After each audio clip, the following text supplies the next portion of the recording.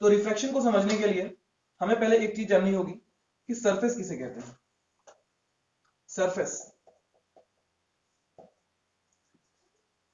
Surface is a layer which separate two mediums.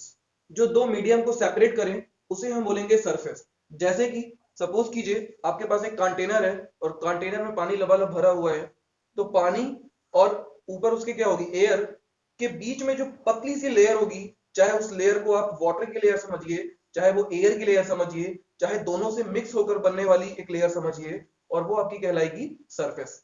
तो surface क्या होती है? It is a layer which separate two mediums, ऊपर air नीचे वाटर, ऊपर एयर मीडियम हो गया नीचे वाटर मीडियम हो गया, और ये एक लेयर हो गई ऐसी जो इन दोनों मीडियम को क्या कर रही है, सेपरेट कर रही है। तो ऐसी लेयर को हम बोलेंगे क्या, सरफेस। अब हमने मान लिया कि हमारे पास एक सरफेस है, तो अगर एक सरफेस एग्जिस्ट कर रही है तो इसका मतलब हो गया ऊपर कुछ मीडियम होगा, ऊपर लेट मीडियम 1 है आपका और नीचे मीडियम 2 है, ठीक है। रिफ्रैक्शन क्या है? It is the phenomena of light. It is the phenomena. जैसे रिफ्लेक्शन हमने पढ़ा था कि लाइट उसी मीडियम में वापस लौट जाती है, उसी तरीके से रिफ्रैक्शन में लाइट दूसरे मीडियम में जाती है।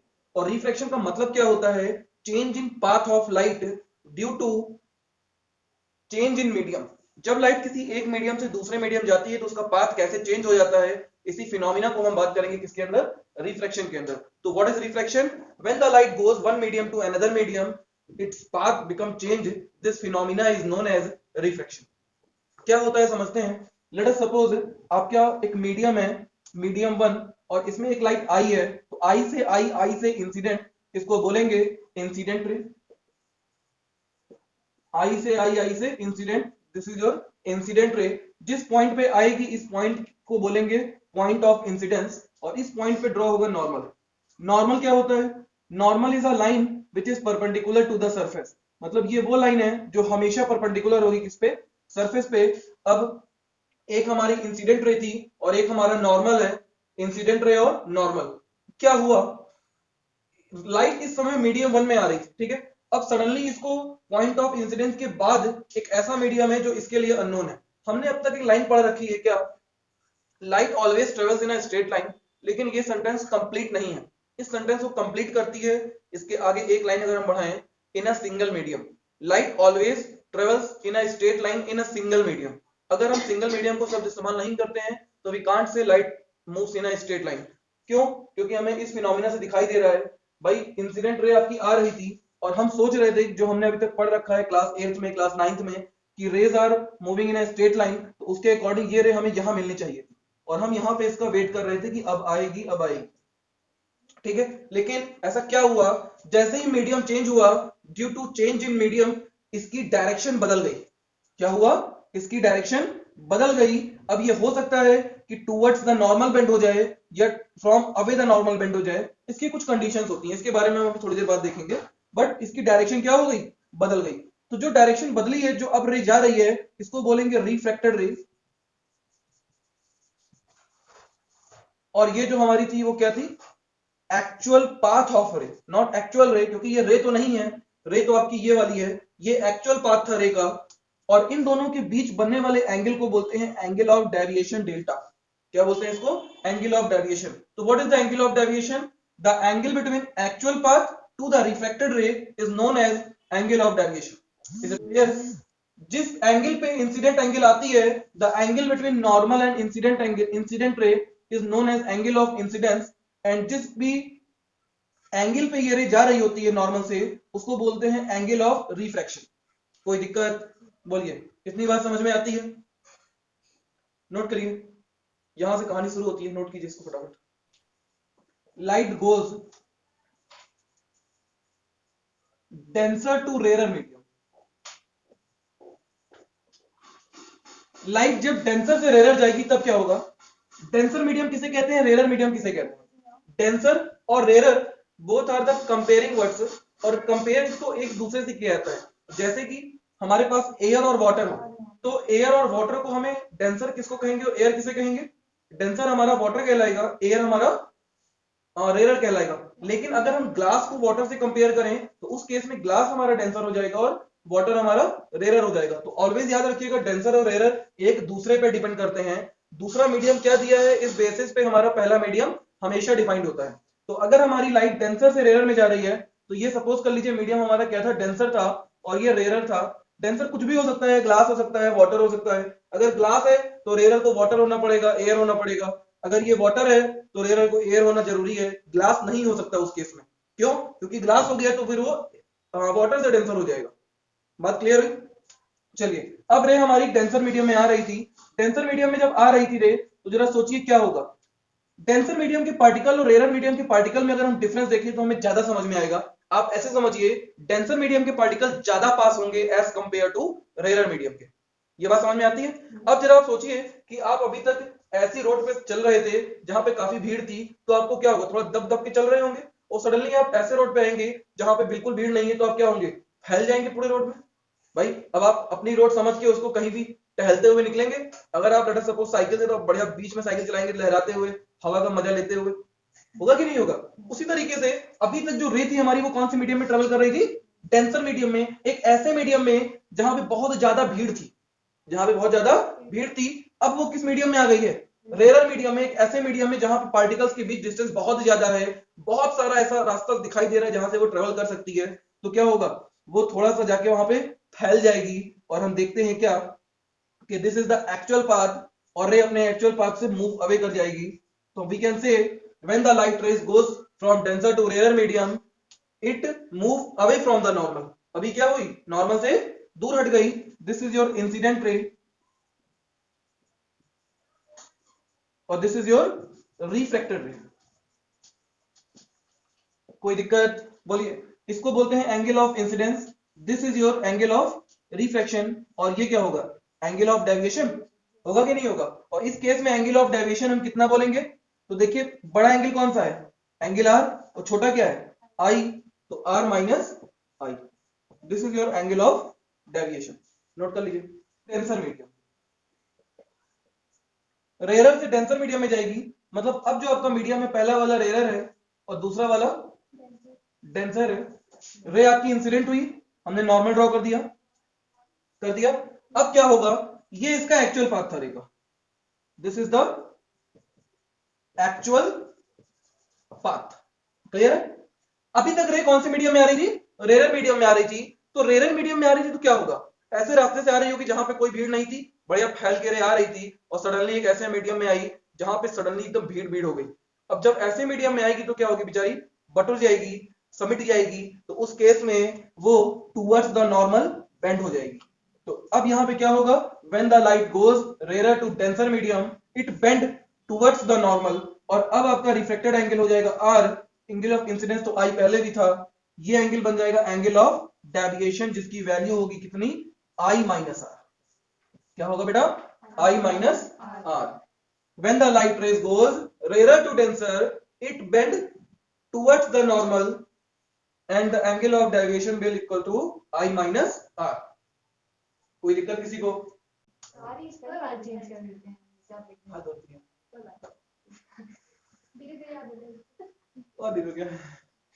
कंडीशन फॉर नो डेविएशन में दो कंडीशन है, नंबर 1 और number 2।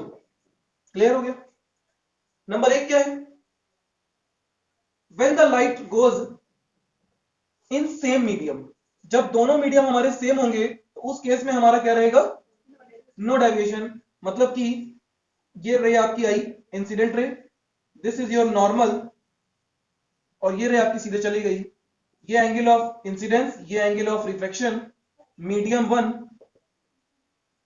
Medium 2 and medium 1 equal to medium 2। जब भी both mediums are same then ray are not deviated, it goes in straight line. अगर दोनों मीडियम सेम है, मतलब रे अगर एयर में आ रही है और फिर एयर में चली जा रही है, तो उस केस में वो स्ट्रेट लाइन में ट्रेवल करेगी। इसीलिए हमने ये जो सेंटेंस बोला था, light always travels in a straight line, वो कब सही है, when it is travelling in a single medium. अब इस केस में देखा जाए तो दोनों मीडियम सेम है, तो ये पूरा मीडियम एक ही है और ये एक सिंगल मीडियम की तरह बिहेव करेगा। बात क्लियर हुई? हाँ, अब तुम्हारा क्या डाउट था?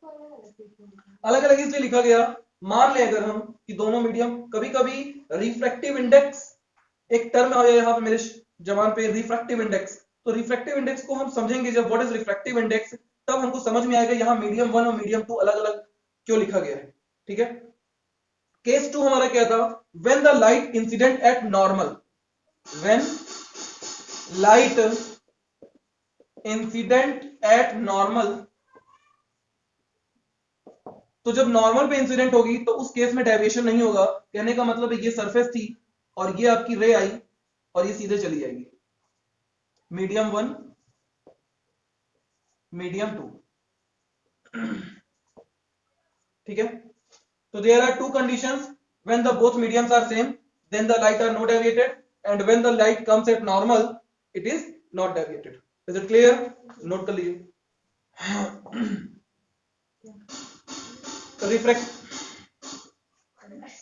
रिफ्रैक्टिव इंडेक्स, रिफ्रैक्टिव इंडेक्स को डिफाइन किया जाता है, कभी कभी म्यू से भी शो करते हैं लिखना, और कुछ लोग एन से भी शो करते हैं।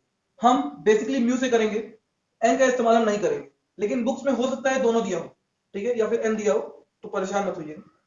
कैसे डिफाइन करते हैं रिफ्रैक्टिव इंडेक्स को, तो म्यू इज इक्वल्स टू होता है speed of light in vacuum upon speed of light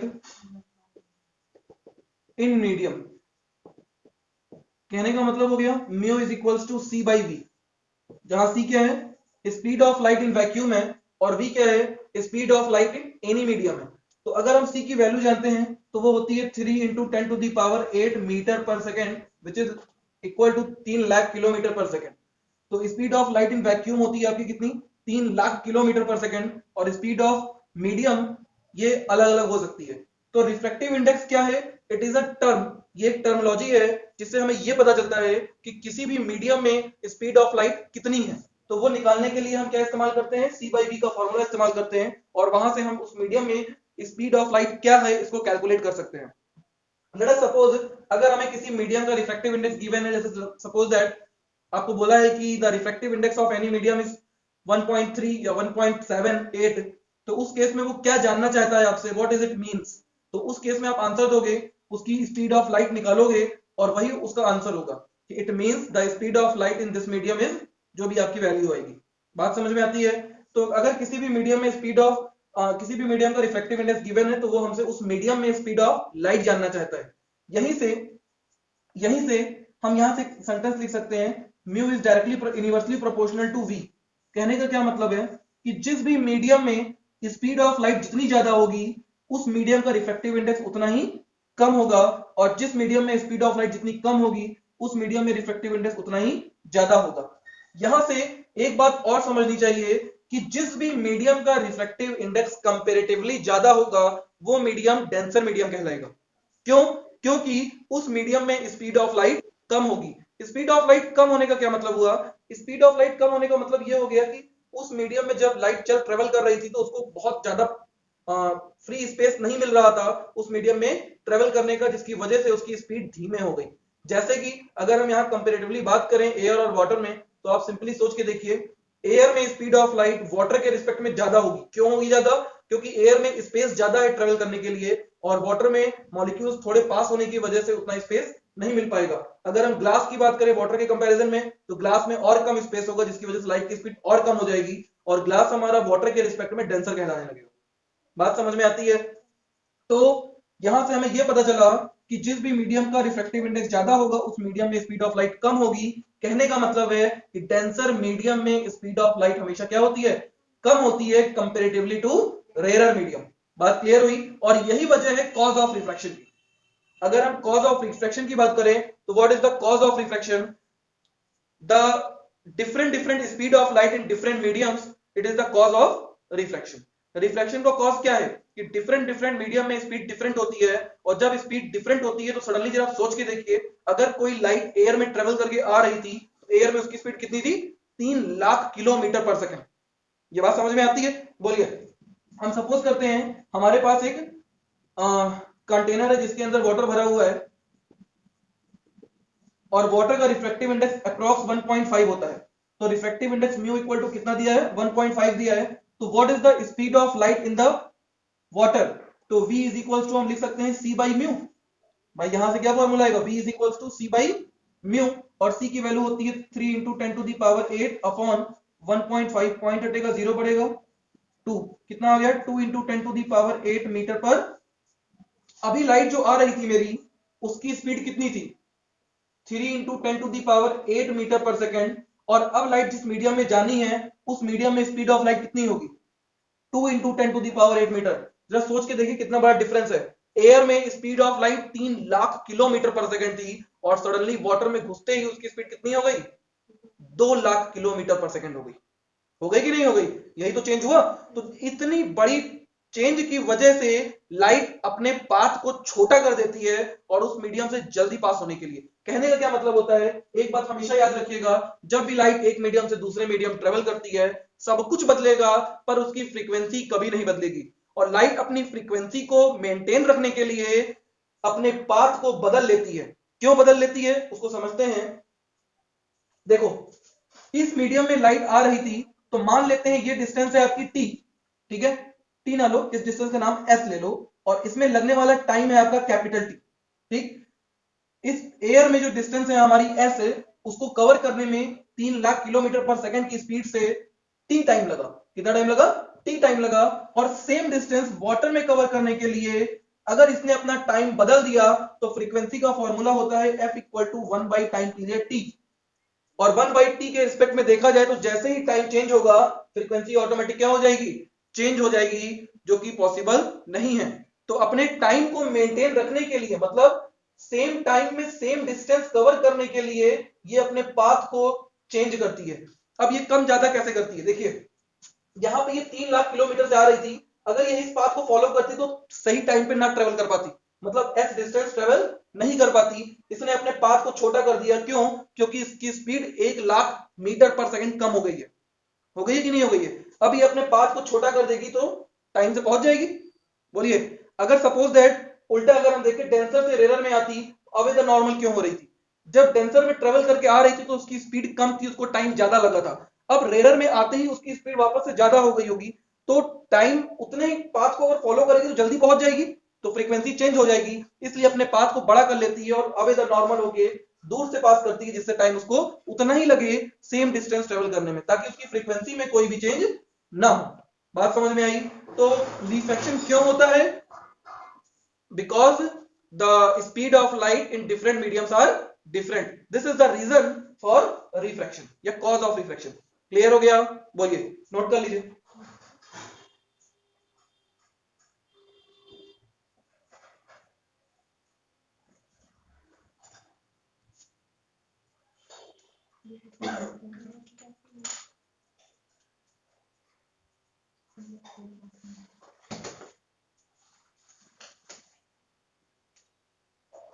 हाँ बेटा, नोट हो गया, चलिए हेडिंग डालिए, कॉज ऑफ रिफ्रैक्शन। हेडिंग डालेंगे क्या, कॉज ऑफ रिफ्रैक्शन। और कॉज ऑफ रिफ्रैक्शन में इसको लिख लीजिएगा, पहले स्टेटमेंट लिखिए कॉज ऑफ रिफ्रैक्शन के अंदर, when the light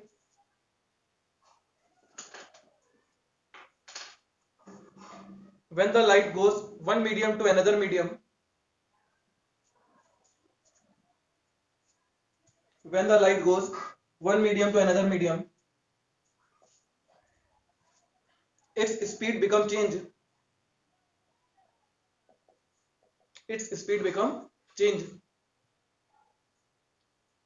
so that for maintaining its frequency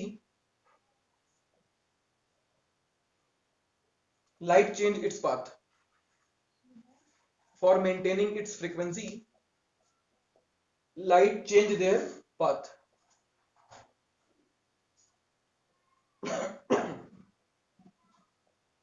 light change their path. इस केस में क्या होगा कि अपने पाथ को टाइम को मेंटेन रखने के लिए ये अपने पाथ को क्या कर लेगी, छोटा कर लेगी। ये डायग्राम चाहे तो बनाने वाला और इसको लिख लीजिएगा।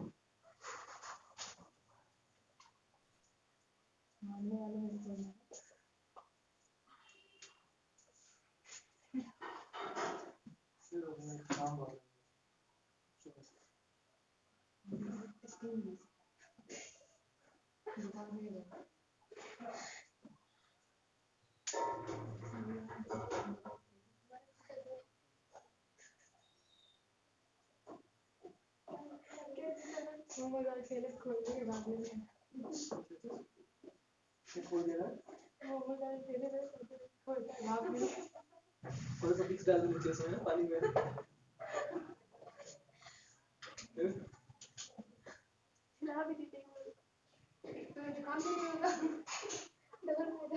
मिक्स वाला मोमोज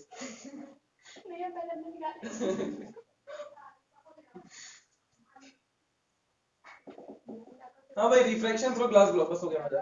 बस बस चुप कर, थोड़ी देर पढ़। रिफ्रैक्शन थ्रू ग्लास ब्लॉक में क्या होता है देखते हैं। हमारे पास एक ग्लास ब्लॉक है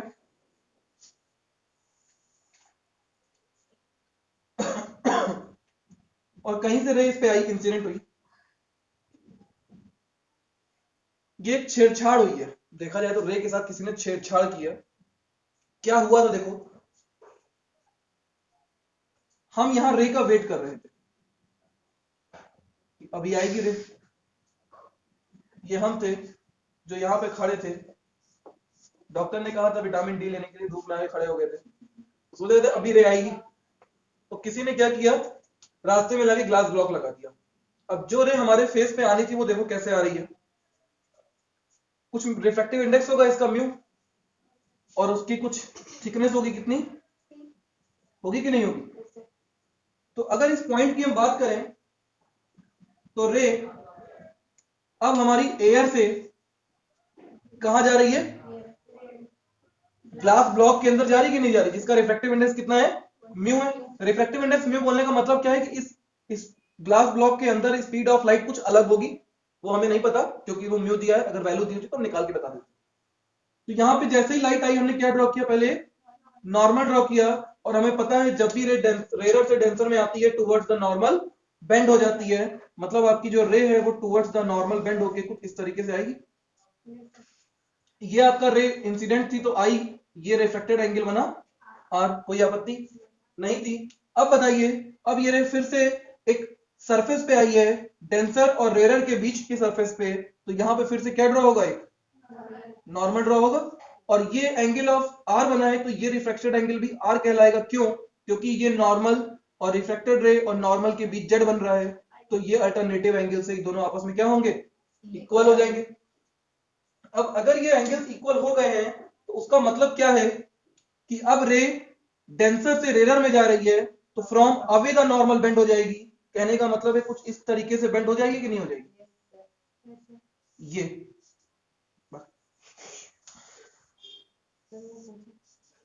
बोलिए, बात समझ में आती है। और जब हम इस रे को बैकवर्ड बढ़ाएंगे तो हमको ऐसा दिखाई देगा क्या कि ये जो रे इंसिडेंट आपकी आ रही थी, अब हमारे फेस पे ना आके ये लगभग हमारे पैरों के पास आ रही है।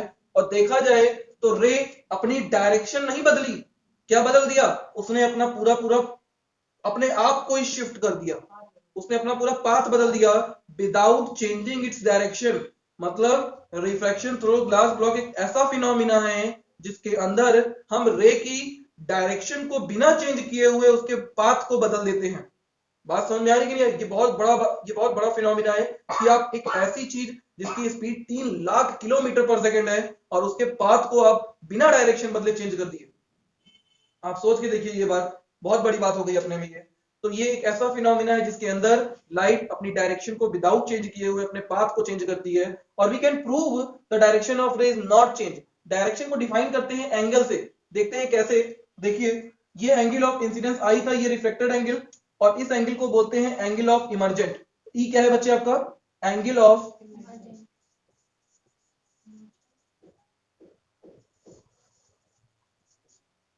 एम ए आर होता है ना, ई होता है।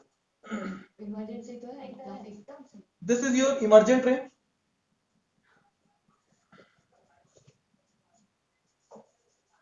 This is your actual path of रे,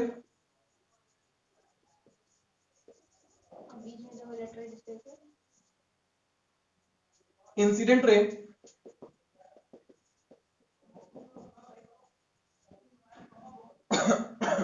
हमने यहां पे एक चीज मिस कर दिया, लॉज ऑफ रिफ्रैक्शन, उसको हम बता देंगे बाद में। लेट अस सपोज ये एयर है एयर का रिफ्रैक्टिव इंडेक्स 1 होता है, ग्लास का रिफ्रैक्टिव इंडेक्स म्यू दिया हुआ है, यहां पे वापस से एयर है, रिफ्रैक्टिव इंडेक्स 1 हो जाएगा। According to Snell's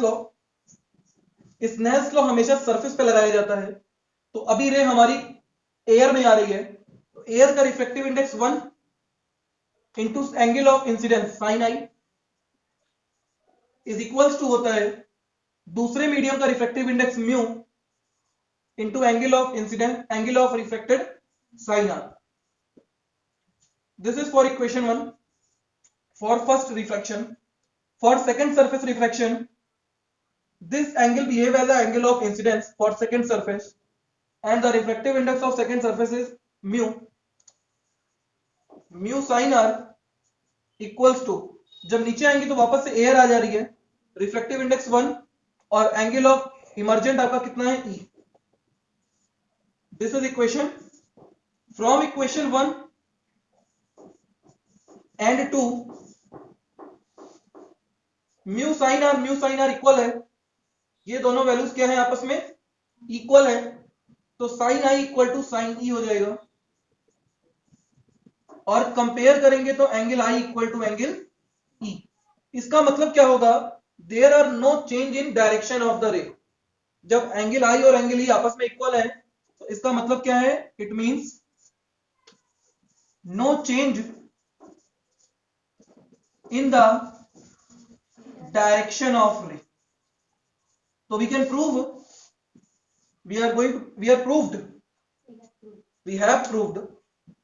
the direction of ray due to refraction through the glass block is not changed. लिख लीजिए, I is equals to E, no change in the direction of ray, but the ray change their path and the difference between both path is known as, this distance is also known as lateral displacement.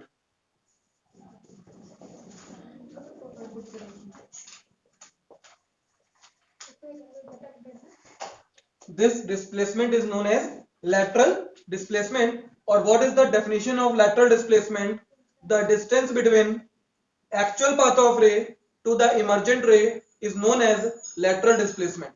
It is also known as lateral shift, not displacement. It is also known as shift, because in this case the incident ray shifted into the emergent ray by the d length. Is it clear? heading डालिएगा lateral displacement. We are going to prove what is the lateral displacement. We are going to calculate this displacement, lateral displacement. Erase करें इसको, ये पूरा मैं erase कर रहा होगा, हाँ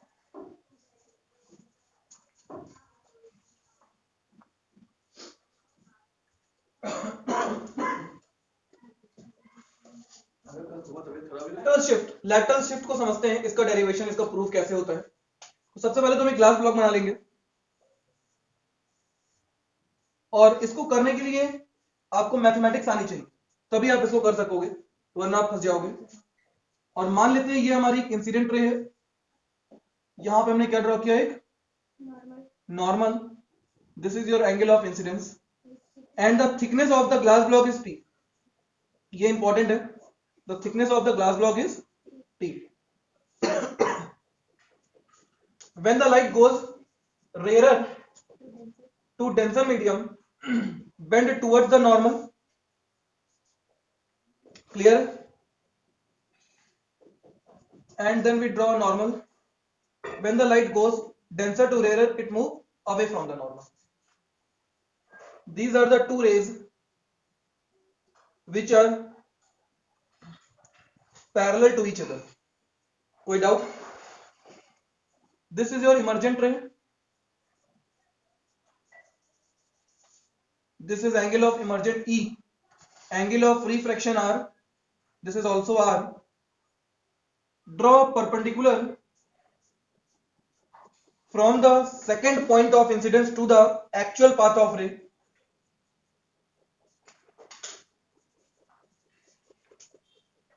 This displacement will be also known as shift, lateral shift D or lateral displacement. Clear है? चलिए हमें ये displacement find out करनी है। बाहर हमारी एयर है, अंदर का रिफ्रैक्टिव इंडेक्स म्यू दिया हुआ है। थोड़ा सा नामकरण कर लेते हैं। इस पॉइंट का नाम हम ए दे देते हैं, इसको हम पूरा कंप्लीट करते हैं। इस पॉइंट का नाम हम एम दे देते हैं, इस पॉइंट का नाम बी रख देते हैं चलिए, और इस पॉइंट का नाम हम एन रख लेते हैं। हमें फाइंड आउट क्या करना है? हमें डी फाइंड आउट करना है। बेसिकली हमें बी एन फाइंड आउट करना है। हमें क्या फाइंड आउट करना है बेटा? B n. चलिए शुरू करते हैं।